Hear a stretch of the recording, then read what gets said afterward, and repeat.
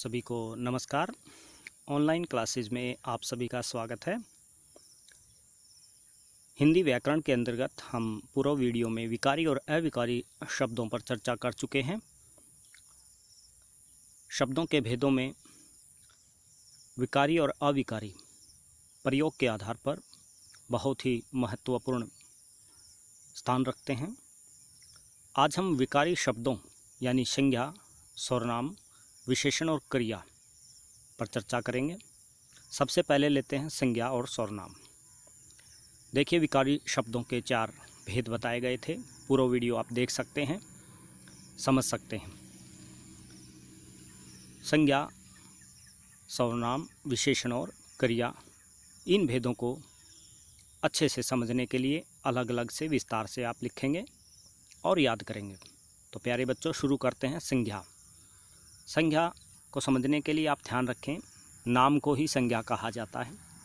आपका जो नाम है आपकी संज्ञा है। तो इसकी परिभाषा लिखेंगे, किसी जाति, द्रव्य, गुण, भाव, व्यक्ति, स्थान और क्रिया आदि के नाम को संज्ञा कहा जाता है। अर्थात नाम का ही दूसरा नाम संज्ञा है। संज्ञा के 3 भेद होते हैं, व्यक्तिवाचक प्रॉपर नाउन, जातिवाचक कॉमन नाउन और भाववाचक एब्स्ट्रैक्ट नाउन।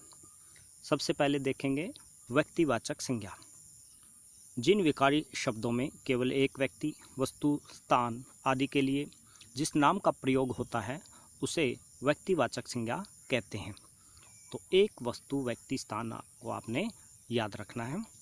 एक के लिए अनिल, भारत, हिमालय, चित्तौड़गढ़ का किला, ये सब एक के लिए प्रयोग किए गए हैं, इसलिए व्यक्तिवाचक संज्ञा हैं। आगे है जातिवाचक संज्ञा। जिस संज्ञा शब्द से किसी व्यक्ति, वस्तु, स्थान की संपूर्ण जाति, याद रखेंगे वहाँ एक के लिए प्रयोग था, यहाँ पर संपूर्ण जाति का बोध हो, उसे जातिवाचक संज्ञा कहते हैं। जैसे मनुष्य सभी के लिए प्रयोग किया जाता है, नदी सभी नदियों के लिए प्रयोग किया जाता है, चाहे गंगा हो, गोदावरी हो, कृष्णा हो। नगर सभी नगरों के लिए प्रयोग किया जाता है। ऐसे ही पर्वत, पशु, पक्षी, सभी पक्षियों के लिए ऐसे शब्दों का प्रयोग किया जाता है। तो ये सब जातिवाचक संज्ञा हैं। जातिवाचक संज्ञा के 2 भेद होते हैं, समूहवाचक और द्रव्यवाचक। याद रखेंगे। सबसे पहले पढ़ते हैं समूहवाचक और द्रव्यवाचक। समूहवाचक वे संज्ञा शब्द जिनके संगठन का बोध हो, यानी जिनसे एक समूह का बोध होता है, उसे समूहवाचक संज्ञा कहा जाता है। यहाँ वाचक लिखेंगे आप, पुलिस, चाबी का गुच्छा, कक्षा। अब यहाँ पे देखिए, कक्षा एक समूह को संबोधित करता है, पुलिस सभी पुलिस के संगठन को संबोधित करता है, तो यह समूहवाचक के अंतर्गत आता है। ऐसे ही द्रव्यवाचक वे वस्तुएं जिन्हें मापा या तोला जाता है उन्हें द्रव्यवाचक संज्ञा कहा जाता है।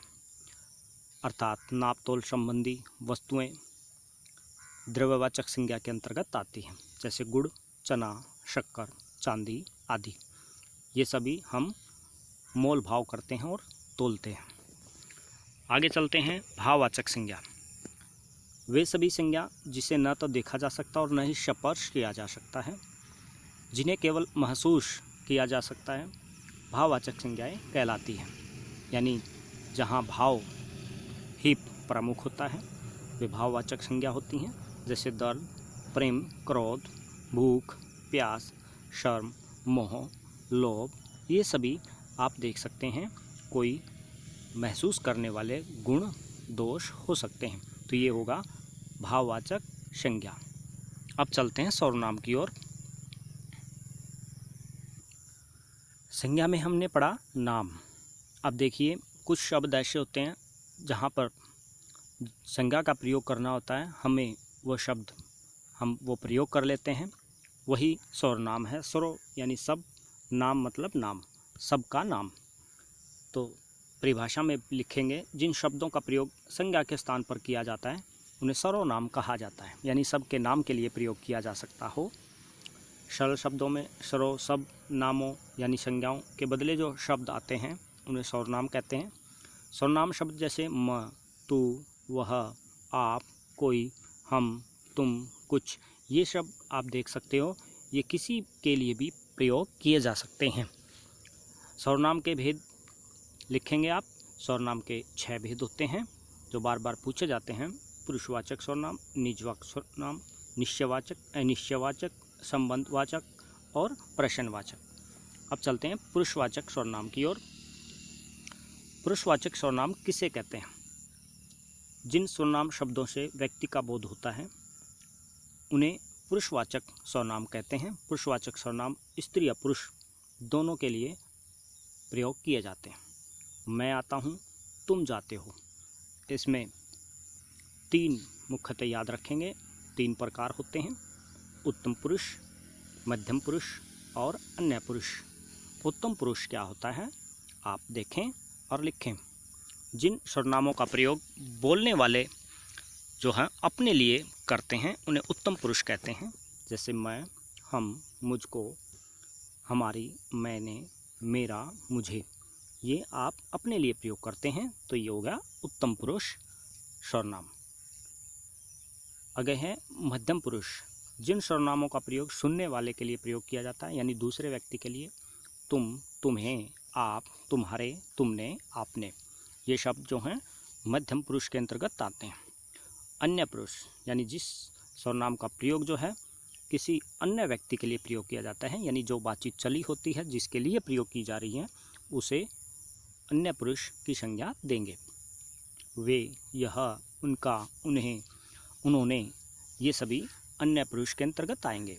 अब चलते हैं निजवाचक सर्वनाम। पहले हमने पढ़ा पुरुषवाचक सर्वनाम, अब पढ़ते हैं निजवाचक सर्वनाम किसे कहते हैं। निजवाचक सर्वनाम आप स्वयं या खुद के लिए प्रयोग करते हैं, इसका प्रयोग हम अपने लिए करते हैं तो निजवाचक सर्वनाम कहलाता है। जैसे राम वहाँ स्वयं चला जाएगा। ईश्वर भी उन्हीं का साथ देता है जो अपनी मदद आप करते हैं, यानी आप, स्वयं, ये शब्द जो हैं निजवाचक सर्वनाम के अंतर्गत आते हैं। मैं अपने आप खाना खा लूँगा, अपने आप, तो आप स्वयं के लिए प्रयोग करते हैं तो वो निजवाचक सर्वनाम का उदाहरण होगा। निश्चयवाचक, देखिए निश्चयवाचक सर्वनाम का प्रयोग किसी संज्ञा को निश्चित करने के लिए किया जाता है। यह मेरी पुस्तक है, वह मंदिर है। अब यह मेरी पुस्तक है और वह मंदिर है, ये निश्चयवाचक सर्वनाम के उदाहरण हैं।